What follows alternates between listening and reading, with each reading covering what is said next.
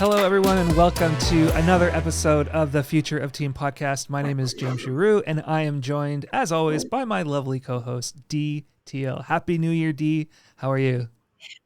Happy New Year. I am so well, thank you, and I'm really glad to be here. So we're recording this just after New Year's, obviously, as with the Happy New Year. We'll be releasing it later on, so don't get too freaked out if you're hearing this in June or something, and you're like, why are they saying Happy New Year to each other? But one of the great things about the new year is it's this opportunity to reflect, rest, relax, take a break. And Dee, you just were on a bit of a holiday yourself, weren't you? A couple of weeks of holiday? Yeah, took the opportunity to do a little bit of a road trip from Melbourne to Sydney, and then I drove home via and spent Christmas with a friend up there. I was visiting some of the old haunts, which was lovely, and then drove back via the coast, which is a little bit more of a scenic route, and had a couple of days at the beach, which is never painful when you live in Australia, the country of beaches. It's And so then funny. home. Yeah, I was just it, going to say, it was it was great. the beaches there, obviously, you get some good beaches, you get some great beaches, but it is such a part of life. Having lived there for a few years, you don't really think about it. Now, I'm from Canada originally. I'm back here now. We don't have beaches. We like at all. And it's just such a culture shift to go to a beach and sit there and do that. But yeah, it sounds like you had a good time. It was pretty great. How was Awesome. yours? Your Uh, holidays? holidays, visiting, family, doing all the things that you do during the new year and holiday season.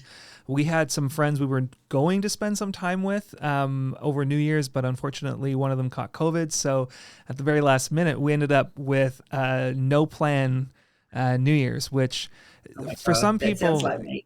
yeah, for some people that's like a letdown, and for people like me who are introverted, it's like you see these memes all over like TikTok and Instagram stories Yeah, where it's like, like the cancellation of plans for the introvert, and they're like doing the little happy dance and all that kind of stuff.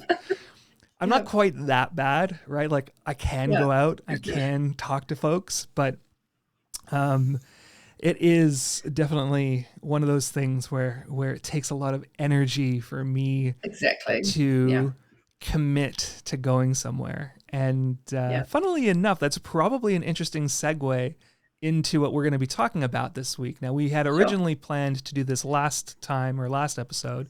We got our things mixed up, but we are talking about the art of remote leadership. And I will be the first to put up my hand and say when remote leadership became the thing during the pandemic, I was so happy. I was doing a hybrid thing where I was working 2 days from home and 3 days from the office, and the back and forth was fine.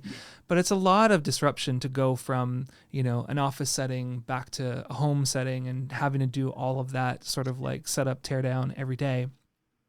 So when remote leadership really became the thing, I was all for it because of my introvertedness.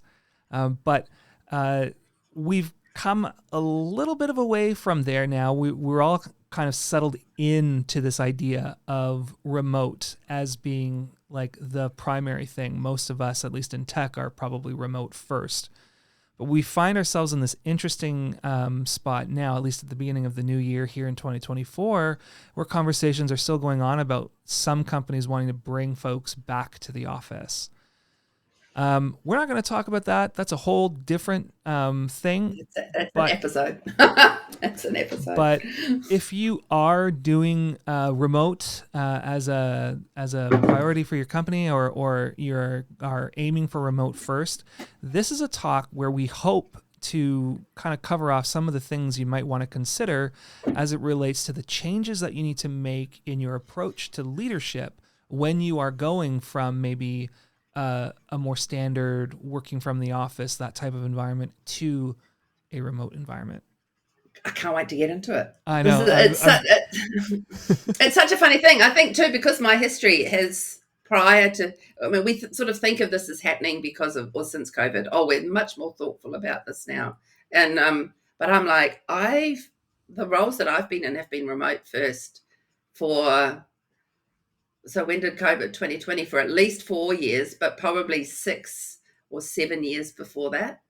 So it's really interesting to me to kind of been hearing people thinking and grappling about this for the first time when, and I'm sitting there going, yes, but this just comes naturally to me because I think I've been doing it for such a long time. So yeah, it's really interesting to kind of hear some of the things that people are struggling with and go, oh well, here's some strategies around that, and I'm looking forward to digging into that today. Well, I think probably the first question that often will come to people's minds is it different? Like how is remote leadership different from regular leadership? Because I know for me, I have my thoughts. I have lots of thoughts on it, but I'm curious, Dee, like you've been doing it a little bit longer than I have. So, like how is it different, or what have you noticed in your time doing remote work? That's been some of the big differences. I'm going to just go right out there and say it as I don't think it's different. It depends on which bit of the phrase you focus on, right? If you focus on the remote part, well, obviously there are definitely things around being in a remote environment Mm. that are going to be different from a practical level. But when you focus on leadership, what is leadership? It's qualities that will inspire or influence people to follow you. That doesn't change regardless. Mm. It's character. It's um, for me. It's probably character is a big part around that. It's all of those elements of what are the things in you that make you a leader or a good leader. Are those going to be any different in a remote setting than an in-person setting? And for me, the answer is no. If I wouldn't follow you and I'm sitting next to you in the office, or I wouldn't feel, or if there are elements around your leadership that make that follow, Mm. that there's dissonance around, I would, I think that would be the same in a remote context. So it's for me, it's just the practical ways that you demonstrate that character, or you demonstrate that trust, or that it's the practical ways that make remote leadership different. But the leadership part, or the way that you are, that encourages people to follow you, doesn't change for me. What do you Um, think? Am I we right? we Or you're like, no, D, you're completely wrong. No. I think you're completely right. Principles are the same, but the tactics are different. One of the things you and Yeah, there it I is. That's have yeah, said a number of times in our conversations is that leadership is intentional. It is not yeah, something that happens to you. It is something that you have to be proactive about. And I right. mean, it's the difference really between a bad leader and a great leader is the level of intentionality they take with their approach to leadership.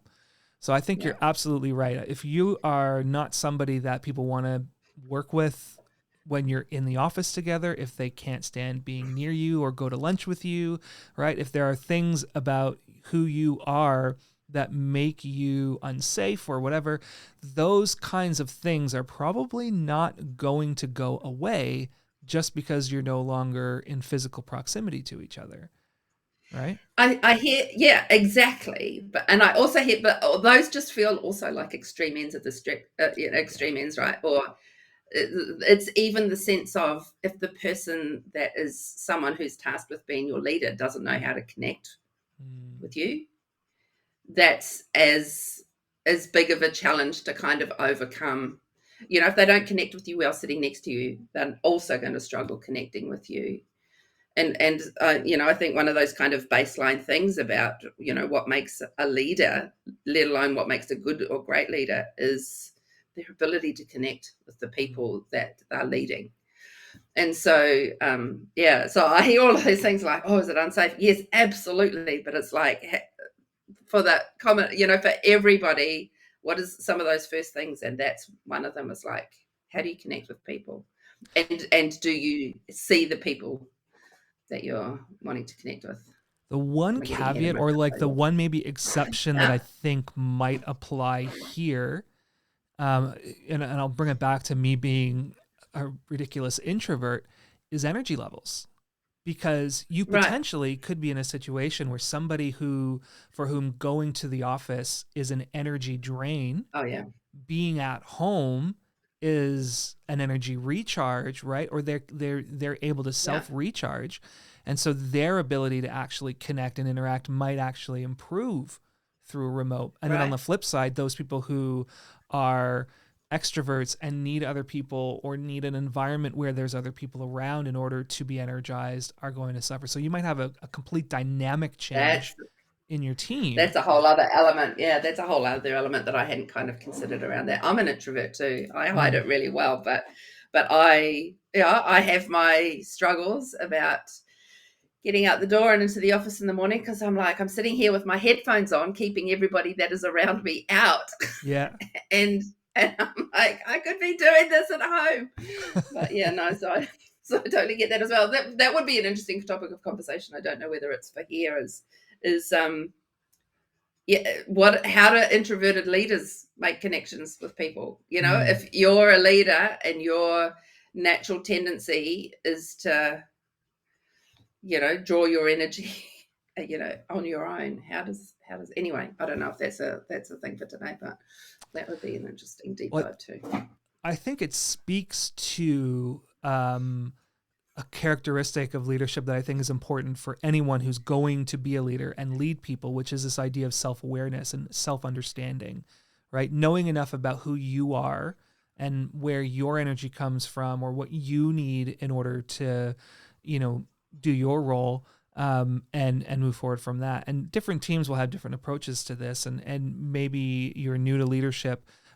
Personality tests or doing a group personality profile with your team can often be a really pivotal moment for your team as far as getting an understanding of how you communicate or how you get energy or what your stressor behaviors look like. But all of that, I think, is designed around two things that you and I have talked about before we started this call that we feel are really, really important when it comes to remote leadership, and that's communication, right? Our ability to communicate Mm-hmm. and our ability to build trust, whether that's remotely or on site. And Right. so yeah, so I guess maybe like while personality profiles might be a method or a tool that you can use, and not everyone's on board with that. Some people don't like to be typecast into things or like be told you're a this or you're a that. I spend a lot of time watching Korean dramas, and one of the things Koreans do is they are obsessed with MBTI, personality profile files, the Myers Briggs, Okay. and like Oh, literally okay. Yeah. and so like oh you're a T, you're an I, you're an ENTJ or whatever it is, or an INFP or whatever the thing is, and it's like, oh, that's who you are, which not everyone buys that. I can remember, side note, I've had a done it. Yeah, I've got mine. I remember what mine is. right. I've read so much that debunks them since then. I've got other, like, if we were going to do a section on that, I could talk about some of the other ones that I think have more value. But I get it. Like, Yeah. it makes things a lot easier, right? Oh, I can put them in a box and say they're an ISTJ, which is what I am. And then, and great. Well, then I have all of these expectations about how you're going to behave. And I am very skeptical now. But then anyway. Which is interesting because like the personality profile thing, the goal, I think, of it is to unlock communication or unlock that trust, right? It's actually a bit of both. So it's trying to build that connection with people, and that's ultimately what, as a leader, I think we would both agree is really valuable in a remote setting, is you as a leader being intentional in how you approach the way your team is going to communicate with each other, the way your team builds trust. But I want to pause there. So we'll talk about communication in a second. But I think you and I have spoken a little bit about this over the last couple of episodes, as well as this idea of trust, and that Yeah. building trust in a virtual environment is absolutely mission critical, especially now where we're in a situation where you could be hiring folks on your team that you never physically meet in person, Yeah. right? Um, Yeah. like it is like, I guess there's a couple questions I have, and maybe D, you can take a crack at it. But what do you think are the signals that leaders can be sending to their teams um, about trust, and like how can leaders communicate what they need in order for what I call the trust account to receive its deposits? Um, Well, I mean, there's two ways of looking at this, right? You can either start with an empty account and fill mm, it up and have a series of expectations that will fill that bank up, or you can start with a full bank and assume and start with trust, and Mm-hmm. then have people maintain that account, and that and watch and see how things go, create the environment that allows them to keep that bank full, um, and address issues when the bank gets diminished, right? When people make withdrawals, to Mm-hmm. use that analogy, which actually I think is a really good analogy. My preference is start with trust, make the bank full, communicate to the team, you know, we trust you, you're here, here's your equipment, here is the outcomes that we expect to see, how you get those outcomes, absolutely fine. We're here to put guardrails, we're here to kind of talk you through and work how things go. But the difference in the environment when you are starting with a full bank and starting with an empty bank at night and day. And I've worked in both environments. And I have to say, I mean, it took me a while in one of my workplaces when it took me a while to figure out, why am I so unsettled here? Why am I so irritated every time my manager slides into my DMs? Because every time I was assuming that there was something wrong and I was going to get my knuckles wrapped. Yep. So that sense of it, when you know that the people who are leading you, or the people that you're reporting to, trust you already, you don't have that expectation every time that the conversation is going to be a negative one. It's like, it could be that they're wanting to deliver feedback, but the environment around that before you even start is you're 100% more receptive to hearing what they have to say when you know that they trust you from the out. Whereas if you're spending your first 6 months and your 12 months in your job having to build up that bank of trust, you're on the back. From my perspective, you're on the back foot already. That is a really interesting way of looking at it, because like just thinking back to some of the roles that I've had, um, there is the lip service of, oh, we hire great people and we trust you to do your job, right? They say Where it, but they they say it but they it don't they does, don't mean it, yeah, yeah. or they say it and they do mean it. And like you, I've had those experiences too, where the difference in your team, in the dynamic, in the culture, when it starts from trust, right? And when it doesn't. And that concept of starting with the bank account full is a really, really good one for me to take away from this, because if I go into a new role, the first thing I think about is, what are the deposits I need to make in order to build trust with my manager? What do I need to do with my teammates? What do I need to do here and there? And so everything is like, let me hurry up and get something done so that there's a deposit in the account, right? Like, and it's constantly thinking that way. And you're right, you end up on the back foot right away. And for those of you not from Australia, being on the back foot is a bit of a Is that an colloquialism. Aussieism? I did not know that. I Yeah, did not know yeah. that that's just an Aussieism. Okay, Yeah, it's this terrible. idea of like being on the defensive, right? So it's It's here's the thing.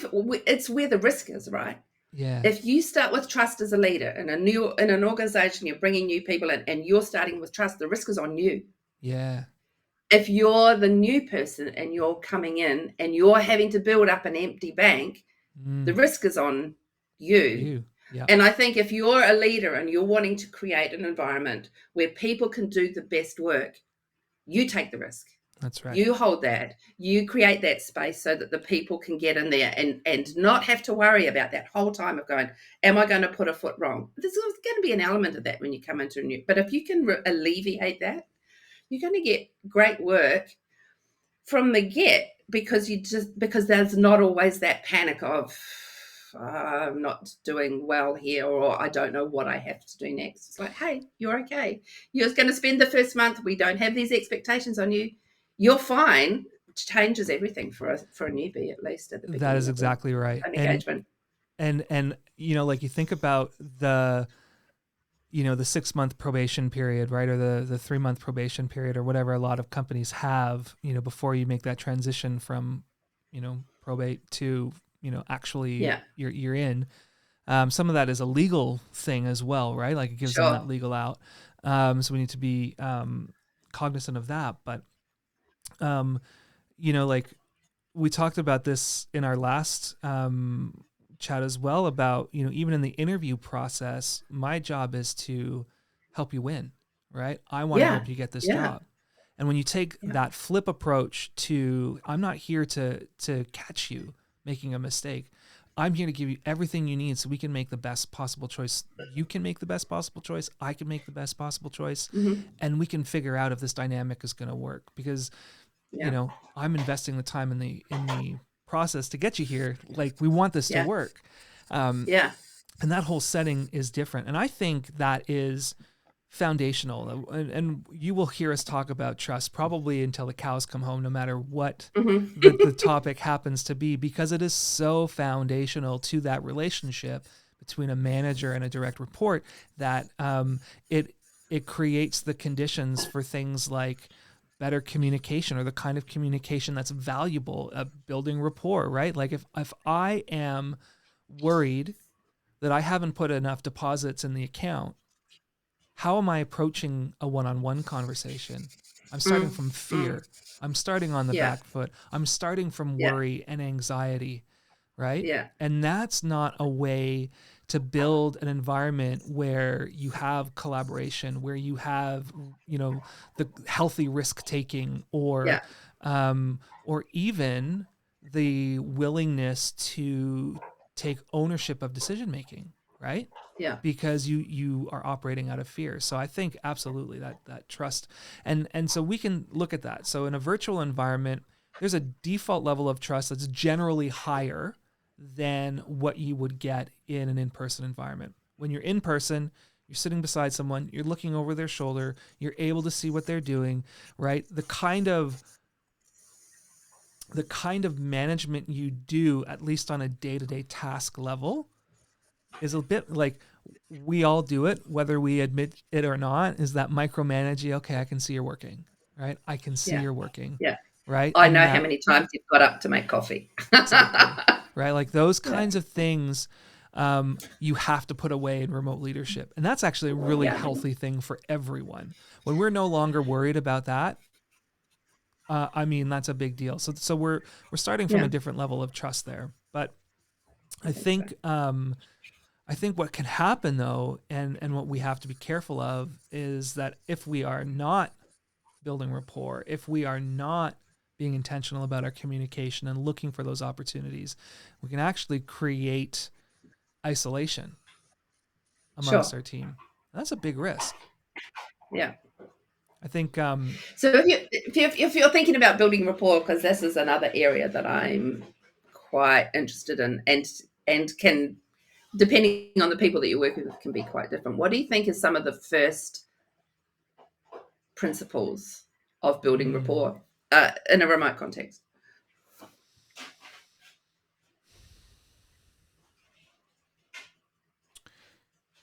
that's a good one.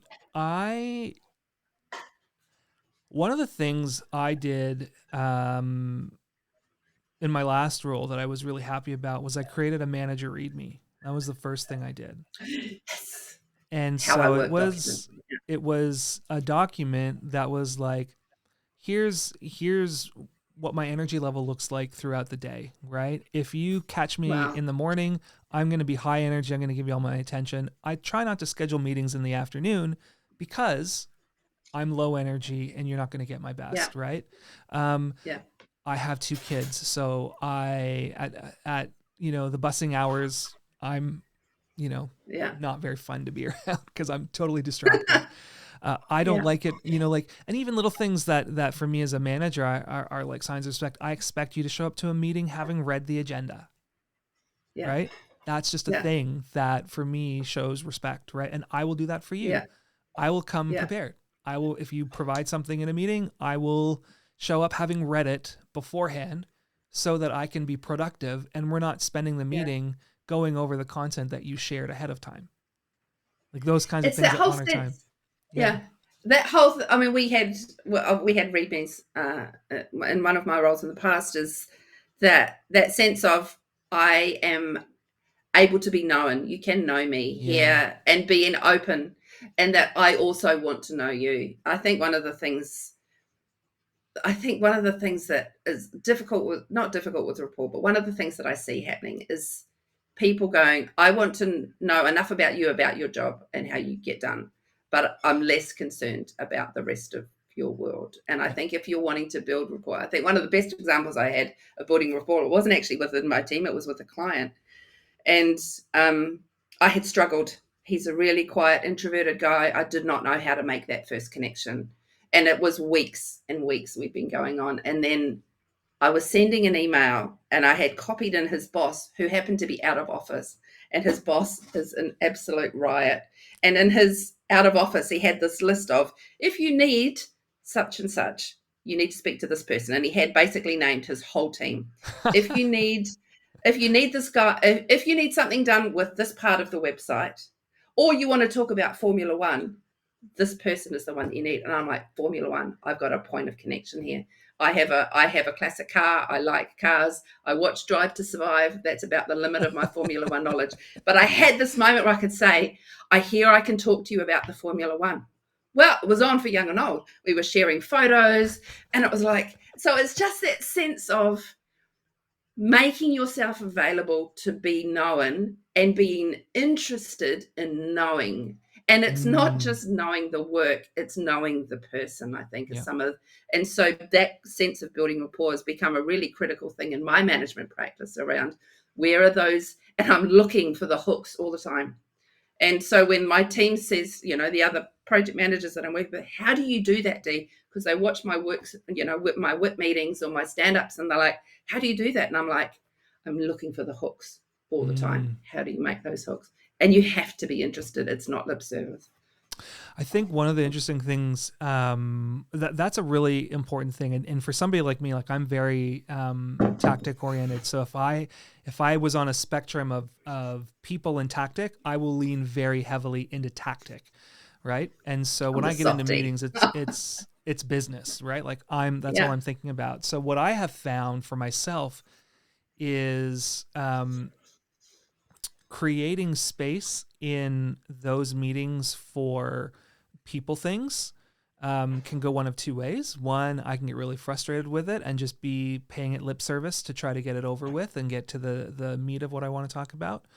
Or I can see it as an opportunity to slow down and to take that breather. And the more I've matured as a leader, the more I've realized it becomes this reminder or this cue to me to take off my tactic hat, put on my people hat, yeah, and go, okay, no, I know there's lots of stuff to talk about, but I will get much more out of my team if I invest 15 minutes of this hour yeah. long team meeting to actually get to know them and to talk about what they did at the weekend, or to do like, personally, I hate icebreakers. Like, they just drive me I knew crazy. you were going to say this. But but Yeah, at the same time, I recognize the value of them. So it's like, but find those people that love those and that gives them energy, and let them lead that section. Let them be the one that yeah, does that and drives that.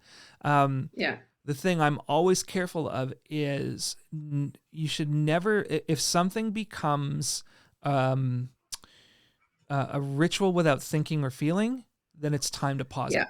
Right. So if yeah, you're just paying lip service to a routine or a part of something that you're doing just because it's what you always do, and it's not actually serving the purpose that you've designed it for, get rid yeah. of it or pause it and, come back Or to it shift it later. up, Yeah. change it up, find some other way of actually getting that result. Because that top 15 minutes, and I mean, I've worked quite a bit in Agile, and a lot of those have funny little ceremonies and stuff Hmm. that that are geared towards kind of getting some of those results. And I think you're on the nail when you say if it's getting stale, then shift it up so that you're focusing on the results and not on the actual process itself.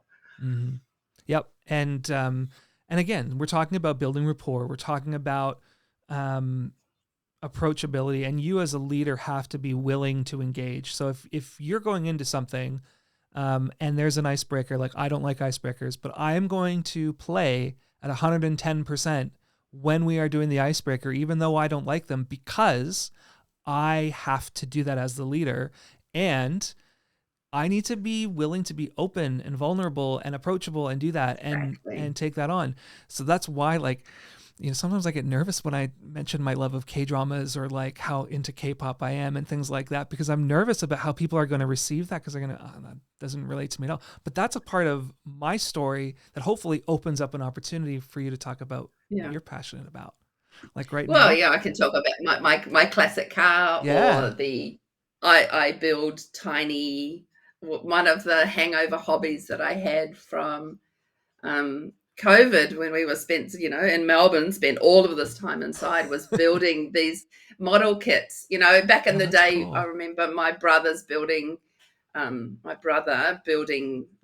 planes or whatever. Mm-hmm. I build little tiny houses that are like 1/24 scale. And I'm like, that's kind of a weird thing. And I call it my ridiculous hobby. And I've had so many people call me out going, it's not ridiculous, Dina, awesome.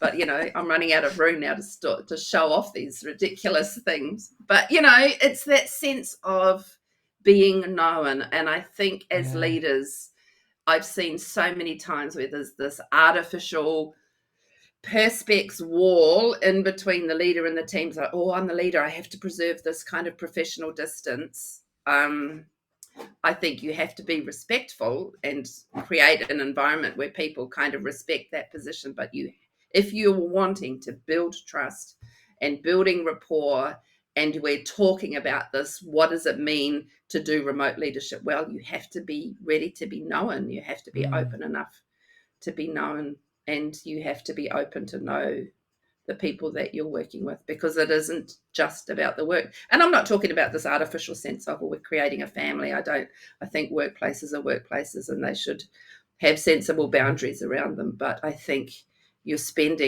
saw some graphs recently about, the kind of time with people that you spend, how much time and across your lifetime, and where are you on this timeline now? How much time left do you have with your parents or with your kids before they leave home? And one of them was, how much time do you have with your workplace? Mm. And it was like, of course, the scale on that is higher than the time that you have left or the number of visits you have left with your parents. So what do you do? And the thing that struck me is, what am I doing about my workplace and the people that I'm working with? And making that an environment that I want to work in, which is probably a separate topic. But it is that sense of creating an environment that people want to be in, that people are going to be productive in. And it's about being vulnerable and allowing people to know you, I think, is probably one of the really critical things to this element that we're talking about.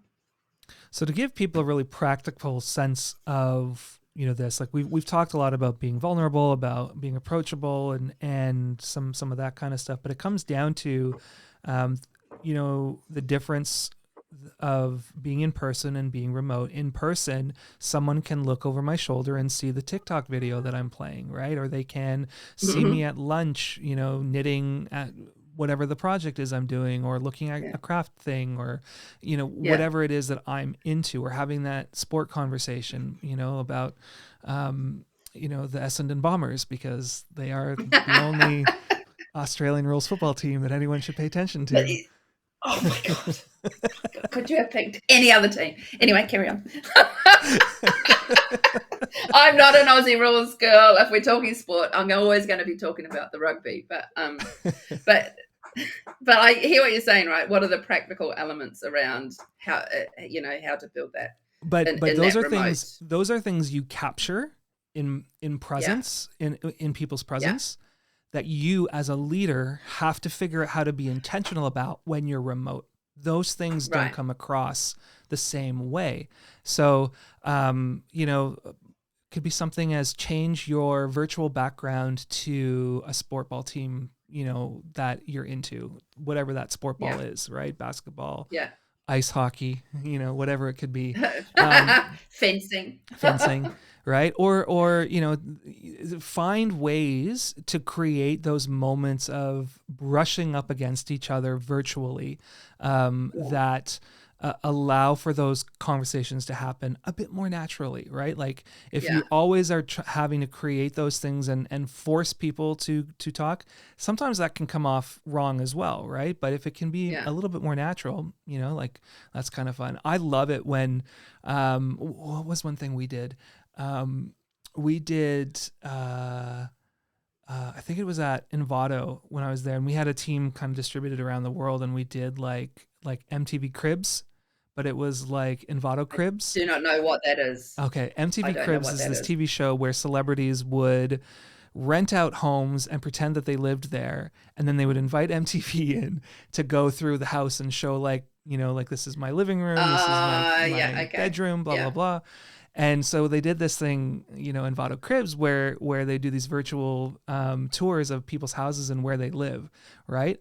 Oh wow, And cool. it's kind of neat, but what's actually neat is not necessarily seeing somebody's bedroom or seeing somebody's living room, but it's looking at the art that they have on their walls or the little knickknacks Yeah. and Yeah. tchotchkes they have Yeah. around, or the sport team that they Yeah. are for, right? Or the size of the barbecue that they have in their backyard. Think those kinds of things that allow you to pick up a little bit more of who they are, or like in the case of one Yeah. person who did it, they live on a farm in Utah. And like they raise chickens and they do all these different kinds of things. Like those are the kinds of things where you're like, okay, there's more to you than just what I see, on the screen. And that's that Yeah. part of building rapport and growing as a leader. But again, you as the leader, you have to lead. You have to be intentional and do it. And Oh, participate in that. It's like it's all very well to go, hey, we're going to do this thing, but if the leader's not also being involved in it, you're creating that again, that artificial sense of distance. yeah. I mean, there's a bunch of tools and stuff that I think of some of the things that we've done. We didn't do, human made cribs, but we would do intro videos. Mm, Whenever we did get everybody together, we would all, one of the features of our annual retreat every year was that we would do a 5 minute lightning talk, mm, where and you could talk about anything. And so I did one on houseplants one year. I did one on my ridiculous car one year. I did one on the tiny houses that I build one year. It's like, and we did them virtually as well. So if you're yeah. not in a space where you as your team are getting together, every so often, which I do highly recommend, I appreciate that that's not always accessible for everybody, but can you recreate some of those moments and doing lightning talks where I go, hey, we're going to set aside some time. And I think this is the thing, is that taking those opportunities to set aside time in the work week, maybe not every work week, but to actually do things that are not focused on the work. One of the things that Mm, we've just started doing with our team, we would do trivia once a fortnight or once a month, mm-hmm. and just set up a Kahoot, and whoever was choosing to do trivia that week would create we had some wild themed trivia nights. But yeah, somebody did on the apocalypse. I think there was an apocalyptic news story, and he's like, let's do trivia on the apocalypse. It was it Okay. was yeah.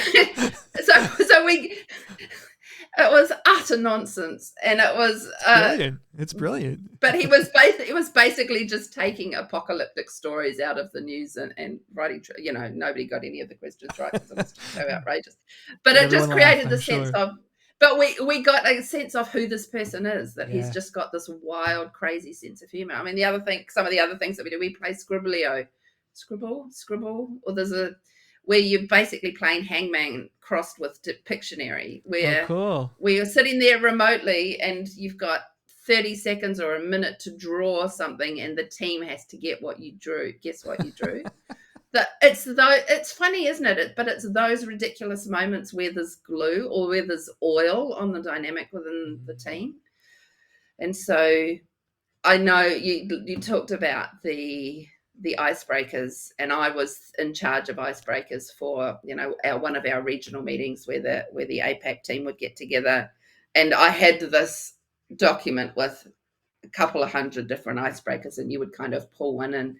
Um, but it was fascinating to see. And there was always a grumble. There was always the introverts going, "Oh, I really don't want to have to do this." But when everybody participated, you were getting the sense of who are the people that you're working with. Yeah. And it's absolutely makes all the difference. So there are so many ways. I mean, you can Google and there are so many different resources out there for different things to try, but it's the try and experiment, but be focused on that goal of what I'm trying to do here is put oil in between the gears and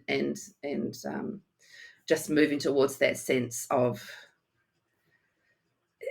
And I think for me, the critical thing, because again, we're talking about remote leadership, is how you approach that and how you participate in that is one of the keys around creating that space where people will go, I respect this person. They are one of us.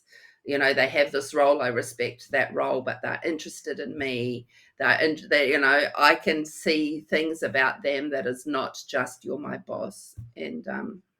And it's those are some of the things that keep putting more of those deposits in the bank on both sides. Well, I want to end it there. We're going to move on to a new segment. We're going to try this thing out in the podcast where we have like sort of our main topic, and then we do the secondary segment where we do something different. And so this one, we're going to keep it a little bit connected, but it's a segment called Toolbox Talk.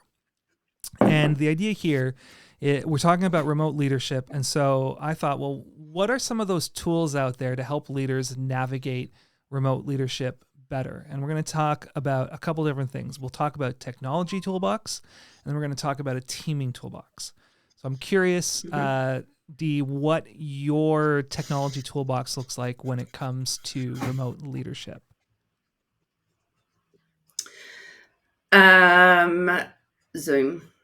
Zoom. Yeah. There's Zoom. I haven't used MS Teams or some of those other extensions out there, but somewhere where there is the capacity to have asynchronous conversation.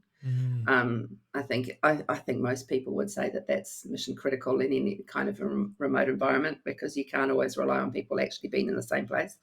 And so I just said that, but I said Zoom, but what I actually meant was Slack. I was picturing Slack in my head, and then it was Zoom was the word that came out, because that's what I'm looking at on my screen. But yeah, so Slack, obviously video comms as well, because there are those moments when you want to try and create that sense of we are all in the same place when you are wanting to do synchronous stuff. But there are additions and things you can add to Slack, like Donut, where you're getting a kind of randomly generated meeting suggestion every couple of weeks, where you've got opportunity, it says, hi, I'm just going to throw Dee, you and James in a room. You've got 30 minutes to talk, and you can talk about anything. Just the sense of creating spaces where people can meet each other that isn't specific to the work. I see you wagging your finger there. You had a thought. What's your thought? I just think that's a brilliant idea. I used to do that like myself, right? Like I would go randomly to different people across the company and say, hey, let's just have a one-on-one, right? Like I want to know more about you. I want to know more about what you're working on, right? Like I can tell you a little bit about me, because when you are working remote, you don't often know who's doing what, where, when, and why. Especially when you're a new starter. And so you need to figure out how to have those conversations and build that Rolodex of the team in your head. I love that. Yeah. So that's so it's called Donut. Donut, yeah. So that's an addition that you can put into Slack, and it manages all of that for you. It can also do, we did some funny things. I'm not sure quite how it happened, I think, but there's a newspaper, it's not really a paper actually because it's online, but there's a publication in New Zealand called stuff.co.nz, and they do a daily quiz. And for a season, it lasted for a good couple of months. I would post the Stuff quiz, and then everybody who was interested in playing along would do the quiz and then post their score, and we would gripe about which, I had one person at one point come up and say, oh, it's very New Zealand focused. And I'm like, and it's a New Zealand publication, but it's so funny because they're just so used to the privilege of everything being American, everything we consume being American or UK. And I'm like, hello, we're in a remote workplace. You're getting to see culture from somewhere else. And, you can't win the quiz because you don't know what color the $20 bill is. I think this is hysterical. But there are so many different little elements that you can pull into something like Slack that kind of creates those spaces, whether it's synchronously or asynchronously. It's just not always all about the work. I love that. As far as technology goes, Slack, I mean, that's the king, I think, for a lot of Sure. folks, and the extensibility of it is what makes it good.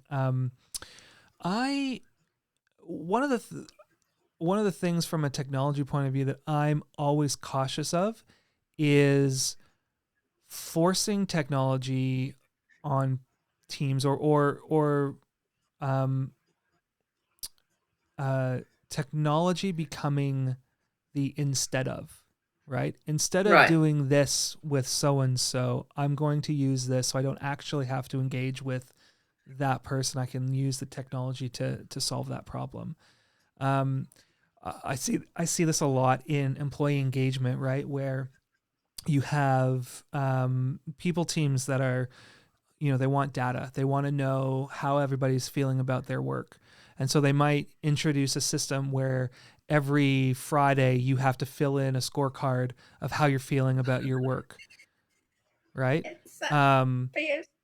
right? Mm-hmm. Or every month you've got to do an engagement survey, right? Like or you've got to do uh, five or three different high fives to folks, right? And they force you to do it, and you can't actually, like they give you reminders if you don't do it, and your manager gets a report if you don't fill in this scorecard kind of thing.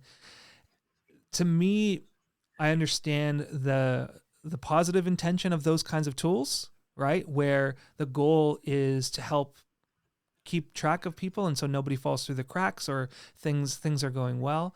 But when they are a replacement for actual connection and a replacement for actual interaction, where you as an individual or as a manager are doing Yeah. that interacting with your team, I don't Yeah. know that that's necessarily the best.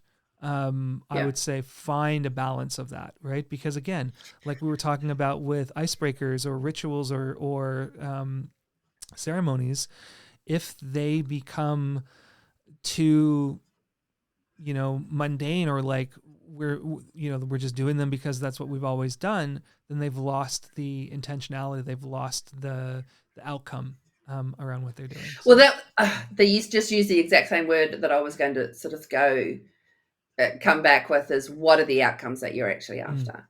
yeah, Because we get so focused on the output, or we get yeah, that, hang on, this is not achieving the goals that we want anymore. And I've been on the subject end of all of those surveys, and we use, and they were instituted to solve a problem. It's like when our weekly meeting was turning into just a report on the work that we were doing.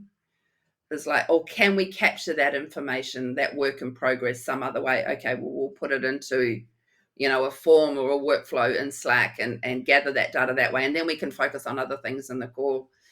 Um, and and so the form became redundant, and because people get completely blind to it, and it's like, how do we, so it's you have to be in this constant state of what are the outcomes, how are we going to achieve those outcomes. It's not just setting it and forgetting it. It's always been on top of kind of monitoring that's how exactly those things right. are going. One of I heard this at a leadership conference once. This concept that vision leaks, right? That vision Okay. is a leaky bucket, right? Or it's a holy Yeah. bucket. And so you pour vision into that bucket, but it's always going to fall out the bottom, which means you've always got to be refilling that bucket. Yeah. And when it comes to things like, hey, we use a form to do these weekly updates because it frees up our time to have more valuable Yeah. conversations when we're together, right? So we're not doing 3 meetings, we're only doing one. You've got to go back and remind people about that, Yeah. This is the because value of that that. that reasoning will leak out over time. Yeah. So, Yeah. Oh, good catch. Yeah. yeah. That's cool. Well, we're not Um, gonna we're not gonna spend too much more time because we're already at like almost an hour on this call, which oh is heck, I have to go insane. back. I have to go to work. Um, But we'll end maybe with just a couple of teaming toolboxes that you may or may not know about, that I wrote down here. There's the Atlassian playbook, Sure. which I highly recommend if you're an agile team, especially. The Atlassian playbook is fantastic, and if you're not, as a leader looking for ideas on how to start different types of conversations with your team, or increase that kind of affinity, or like I guess presence with your team, that's a great place to start. And we're starting to roll some out ourselves with the Future of Team Toolkit, so you can do things like team norms and ways of working, and there's other little workshopy things that you can throw in there as well. So definitely check those out. Dee, thank you very much. This was a good chat. So fun. Yeah. This is my favorite thing to do on a Friday morning. It's awesome. Yeah. Well, for everyone, thank you. This has been not so brief talk on the art of remote leadership. Hopefully you got something out of it. We talk a lot again about intentionality, about starting with trust, about having a trust account that starts full rather than empty. Lots